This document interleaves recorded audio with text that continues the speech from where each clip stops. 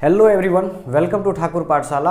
आज हम हिंदी का जो 12वीं क्लास का एग्जाम होने वाला है, हिंदी से कहां कहां से ऑब्जेक्टिव पूछा जाएगा, उन सभी पॉइंट को अंतिम बार रिवीजन करने वाले हैं। तो चलिए बिना देरी किए हुए हम शुरू करते हैं। इस टाइप का वीडियो आपको पूरे YouTube पे कहीं देखने को नहीं मिलेगा। तो चलिए शुरू करते हैं। यहीं से आपको बोर्ड एग्जाम में क्वेश्चन देखने को मिलेगा। क्लास 12th हिंदी है। हम यहाँ पे हमने 13 चैप्टर को लिखा है और 13 चैप्टर का विधा क्या है और इसका लेखक कौन है, इन सभी चीजों के बारे में देखते हैं। इसमें हिंदी का जो चैप्टर है और उस चैप्टर का नाम है बातचीत। बातचीत एक प्रकार का निबंध है, ये ध्यान में रखिएगा। इसका विधा पूछ देगा कि बातचीत जो है इसका विधा क्या है, तो निबंध है। और ये किसने लिखा था, तो इसको लिखा था बालकृष्ण भट्ट ने। इस बात को आप ध्यान में रखिएगा। दूसरा चैप्टर था वो हिंदी का, वो था उसने कहा था, और उसने कहा था एक प्रकार का कहानी है, ये बात आप ध्यान में रखिएगा। और उसने कहा था को लिखा किसने था, तो चंद्रधर शर्मा गुलेरी। इस बात को आप ध्यान में रखिएगा। तीसरा चैप्टर जो है वो है संपूर्ण क्रांति, और ये एक प्रकार का भाषण है। और ये भाषण किसने दिया था, जयप्रकाश नारायण ने दिया था 5 जून 1974 ईस्वी को पटना के गांधी मैदान में। ये तीसरा चैप्टर है, इस बात को आप ध्यान में रखिएगा। चौथा चैप्टर है अर्धनारीश्वर। अर्धनारीश्वर के लेखक कौन है, तो रामधारी सिंह दिनकर जी लेखक है इसके, और ये एक प्रकार का निबंध है। इस बात को आप ध्यान में रखिएगा।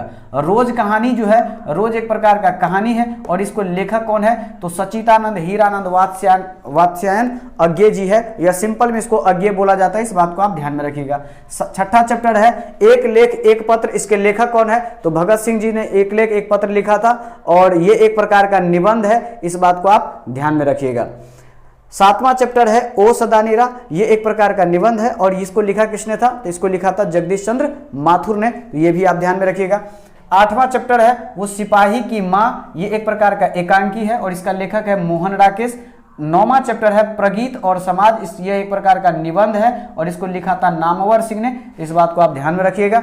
और नौवां प्रगीत और समाज। 10वां है जूठन। इस बात को आप ध्यान में रखिएगा। जूठन एक चैप्टर है, ये ओम प्रकाश वाल्मीकि जी के द्वारा लिखा गया चैप्टर है, और ये एक प्रकार का आत्मकथा है, यानी ओम प्रकाश वाल्मीकि जी का ही एक आत्मकथा है जिसका नाम है जूठन। 11वां चैप्टर है हंसते हुए मेरा अकेलापन। ये एक प्रकार का डायरी है, और ये डायरी किसने लिखा है, तो मलियर साहब ने लिखा है ये एक डायरी। तो ध्यान में रखिएगा, ये आत्मकथा और ये डायरी, ये दोनों विधा ध्यान रखिएगा। आत्मकथा जूठन है, और हंसते हुए मेरा अकेलापन ये एक प्रकार का डायरी है। 12वां चैप्टर है तिरीच, और ये एक प्रकार का कहानी है। इसका लेखक है उदय प्रकाश। और 13वां चैप्टर है, और ये 13वां चैप्टर है शिक्षा, और इसका लेखक है जे कृष्ण मूर्ति।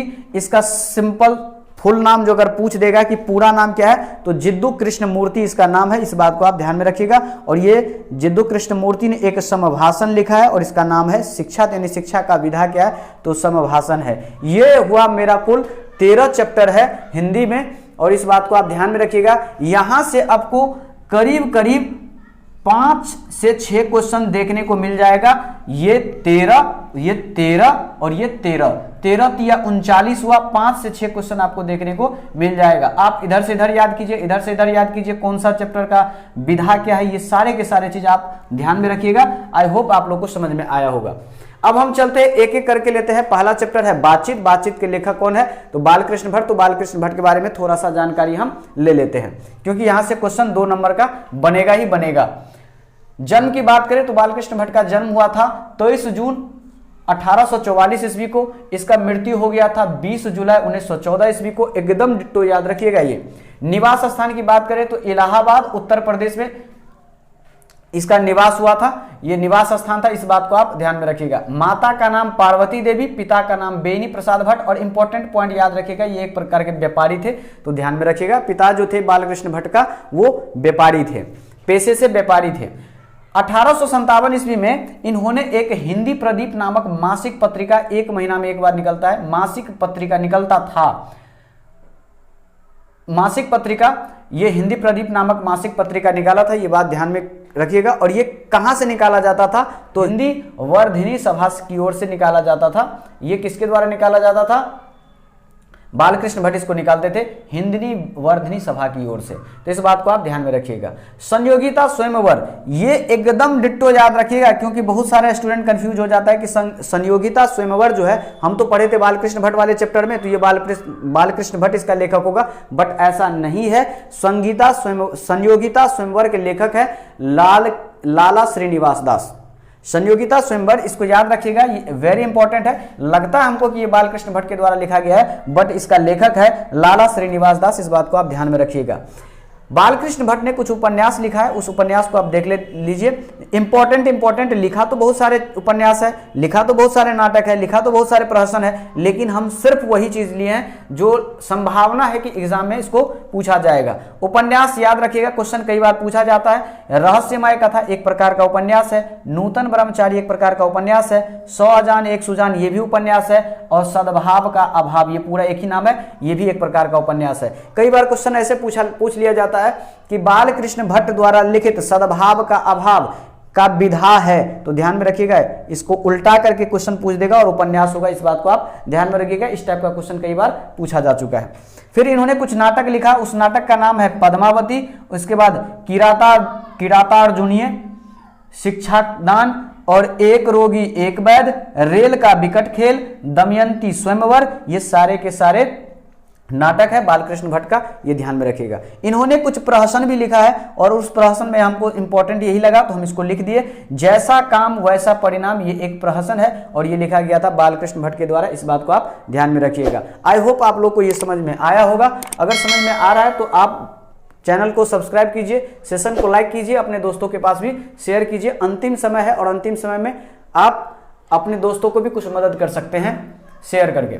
दूसरा चैप्टर है चंद्रधर शर्मा गुलेरी जी का, और वो चैप्टर का नाम था उसने कहा था। इससे भी पहले हम पढ़ लिए, एक प्रकार का कहानी है, और चंद्रधर शर्मा गुलेरी इसका लेखक है, उसने कहा था। तो याद रखिए कि चंद्रधर शर्मा गुलेरी जी के बारे में हम इंपॉर्टेंट पॉइंट यहाँ पे लिखे। इनका जन्म हुआ था 7 जुलाई 1883, निधन हुआ था 12 सितंबर 1922 ईस्वी को। जन्म स्थान की बात करें तो जयपुर और राजस्थान। याद रखिएगा, हिंदी में हम पढ़ लिए जयपुर राजस्थान में है, जयपुर ये इसका जन्म स्थान था, राजस्थान में पड़ता है ये जयपुर, तो इस बात को आप ध्यान में रखिएगा। ज्योग्राफी में यही क्वेश्चन पूछ देता है कि जयपुर कौन से राज्य में है, कई बार पूछा भी गया है, तो ये राजस्थान में, इस बात को आप ध्यान में रखिएगा।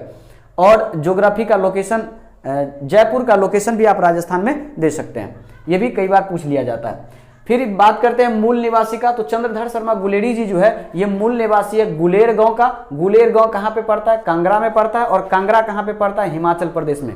देखिए जन्म स्थान तो राजस्थान में था, लेकिन मूल निवासी हिमाचल प्रदेश के थे। जन्म स्थान जयपुर में, मूल निवास स्थान गुलेर कांगड़ा में था, ये बात ध्यान में रखिएगा। पिता का नाम शिवराम था, इस बात को भी ध्यान रखिएगा। इन्होंने कुछ संपादन किया, उन संपादनों में सबसे इंपॉर्टेंट है और वो संपादन है समालोचन, इस बात को आप ध्यान में रखिएगा। फिर चंद्रधर शर्मा गुलेरी ने कुछ कहानी लिखे, कुछ निबंध लिखे, लेकिन सबसे ज्यादा इंपॉर्टेंट और सबसे ज्यादा बार रिपीट होने वाला क्वेश्चन है, वो ध्यान में रखिएगा, और यही है। इन्होंने 3 कहानियां लिखा। कुल कितनी कहानियां लिखे तो ये बात आप ध्यान में रखिएगा। 3 कहानी इन्होंने लिखा था। एक कहानी का नाम था सुखमय जीवन, दूसरा का नाम बुद्धू का कांटा, और तीसरा का नाम है उसने कहा था। और ये क्वेश्चन पूछ देगा कि उसने कहा था कब लिखा गया था, तो 1915 ईस्वी में ये कहानी लिखा गया था, इस बात को आप ध्यान में रखिएगा। सुखमय जीवन, बुद्धू को कांटा, ये दोनों का दोनों जो है 1911 ईस्वी में लिखा गया था, इस बात को आप ध्यान में रखिएगा। फिर अगला है तीसरा चैप्टर जयप्रकाश नारायण जी के द्वारा लिखा हुआ, और जयप्रकाश नारायण जी के द्वारा लिखा हुआ चैप्टर है संपूर्ण क्रांति। और संपूर्ण क्रांति एक प्रकार का भाषण है, इस बात को आप ध्यान में रखिएगा। जयप्रकाश नारायण को लोक नायक के नाम से भी जाना जाता है, इसको जेपी के नाम से भी जाना जाता है, इस बात को आप ध्यान में रखिएगा। जयप्रकाश नारायण का जन्म जो हुआ था ये 11 अक्टूबर 1902 ईस्वी को हुआ था, इस बात को आप बहुत ही अच्छे तरीके से याद रखिएगा, क्योंकि यहाँ से क्वेश्चन आपको देखने को एग्जाम में मिल जाएगा। निधन की बात करें तो 8 अक्टूबर 1979 ईस्वी को हुआ था। निधन की बात करें तो 8 अक्टूबर 1979 ईस्वी को हुआ था। जन्म स्थान की बात करें तो सिताब दियारा गांव, ये कई बार रिपीटेड क्वेश्चन है, इस बात को आप ध्यान में रखिएगा, सिताब दियारा गांव में। बचपन का नाम था बाउल, इस बात को भी आप ध्यान में रखिएगा। माता पिता का नाम था, माता का नाम फूल रानी और पिता का नाम हर्षुदयाल था, इस बात को भी आप ध्यान में रखिएगा। पत्नी का नाम था प्रभावती देवी, इस बात को भी आप ध्यान में रखिएगा। जयप्रकाश नारायण के बारे में इंपॉर्टेंट और वेरी वेरी इंपॉर्टेंट क्वेश्चन जो बनेगा वो यहां से बनेगा, इस बात को आप बहुत ही अच्छे से याद रखिएगा। ये साइंस क्लास, आर्ट क्लास या फिर कॉमर्स वाले सभी स्टूडेंट के लिए ज्यादा बहुत इंपॉर्टेंट है, तो इस बात को आप ध्यान में रखिएगा, इसको आप देखिए। जयप्रकाश नारायण जी के बारे में देखिए, अगला है कि 1974 ईस्वी में इन्होंने छात्र आंदोलन का इन्होंने क्या किया था, नेतृत्व किया था और 5 जून 1974 को पटना के गांधी मैदान में इन्होंने भाषण दिया था और उसी का नाम पड़ा था संपूर्ण क्रांति, और संपूर्ण क्रांति का इन्होंने नारा भी दिया था। तो छात्र आंदोलन का नेतृत्व कब किया था जयप्रकाश नारायण ने, तो ये ध्यान रखिएगा, ये किया था 1974 ईस्वी में। अब इसके बारे में एक एक्स्ट्रा जानकारी ये भी रखिएगा कि संपूर्ण क्रांति का नारा किसने दिया था, तो जयप्रकाश नारायण ने। लोकनायक किसे कहा जाता है, तो जयप्रकाश नारायण जी को बोला जाता है। जेपी किसको कहा जाता है, जयप्रकाश नारायण को। बाउल किसे कहा जाता है, जयप्रकाश नारायण जी को, ये बात ध्यान में रखिएगा।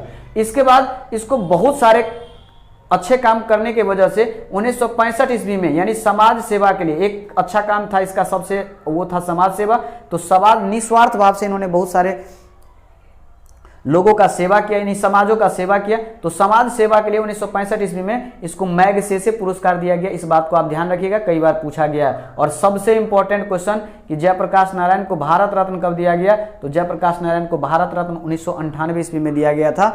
ये यहां तक आप ध्यान रखिएगा।